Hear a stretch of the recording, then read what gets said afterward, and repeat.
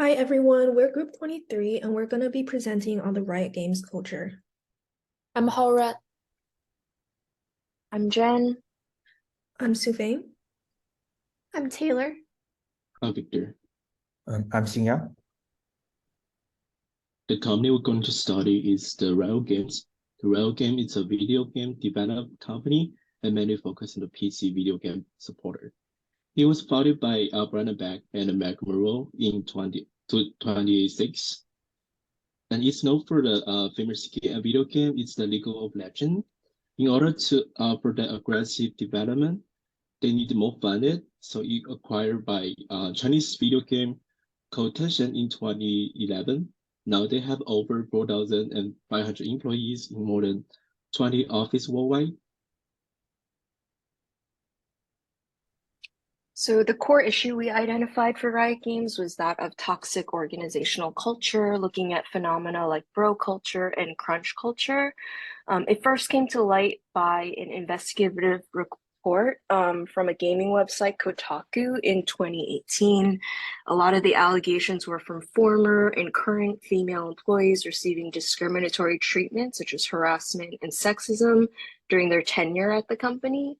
These accusations resulted in widespread public denunciation, as well as a string of legal and financial consequences through multiple class action lawsuits, public demonstrations, and a lot of media pressure for reform. We recognize this to be a relevant news event that directly correlates back to our core's content because it's a clear-cut example of how ineffective strategic management by misleveraging organizational culture can actually become a huge liability rather than a catalyst for long-term company growth. So the main causes for the problem is that first one, there's already a formed, solid, and complete management structure and management components in Riot Games. However, that is very toxic since there's no changes. So the environment will be worsened than before. And also because of the toxic environment, some of the minorities will be afraid or unwilling to speak out. So the problems will not be solved. And also the HR department will hire the workers who are alike and also who is suitable for the company's culture. So that will also worsen the toxic environment problem.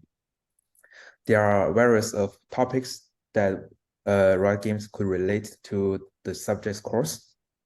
The first one is decision making. Groupthink is a very huge one. People may blindly believe in the group reactions, group decisions, so the workers will change their behaviors to the toxic behaviors, the wrong behaviors. Also, people of the minority may have like mind guard stuff. They are unwilling to speak out. Escalation commitment is also a big part because the companies are unwilling to abandon the whole sunk cost, the whole complete structure of the companies. So they are maybe unwilling to change. Conformity bias, of course, because in a huge companies, the laborers will imitate others' behavior to try to work alike to each other. Also, the hiring part could be a crucial problem because the HR department of Riot Games could use insufficient methods to hire the inappropriate workers to the companies. Also the organizational culture is a huge part. The norms, which is already formed, will affect the new workers, the existing workers. And persuasion and influence, definitely, because there's hierarchies in the companies. The authority will affect how the workers behave, and also workers will be trying to work like others. So the specific objectives we want to create to fix is creating more positions within the company in order to address all these problems. Specifically, we want to create a new Chief Diversity Officer position and utilize pre-existing employees to form an HR/DEI task force. Having the new Chief Diversity Officer will communicate how serious company is about this new culture and show through both their actions and their communications that they want to change. Having the task force means that the company can better respond to employee reports and let employees use internal and external resources. For the new task force and employees who are not actively upholding the toxic culture, they will also gain a sense of meaningful engagement because they can feel like they are contributing to a higher ideal. With the culture change from the top, hopefully, we hope that the chief diversity officer trickles down the new culture, and the task force can expand this culture among lower and middle management. How will this be implemented? The HR themselves must first commit to have their workforce transfer away. It means the company should have a task force. HR must also specify the specific action plan and strategy they want to implement. When decided on task, HR should choose impact and use data to drive insights throughout the process to make well-informed decisions. For the expected outcomes, it will be increased employee job satisfaction, higher engagement, lower employee turnover, measure the employee retention through the service performance reviews, Glassdoor ratings, and so on. It can also improve the finances and the business. It will be bring higher profit and productivity, thereby reducing the employee turnover. It can bring a diverse demographic, reduce male-centered environments, and fight groupthink.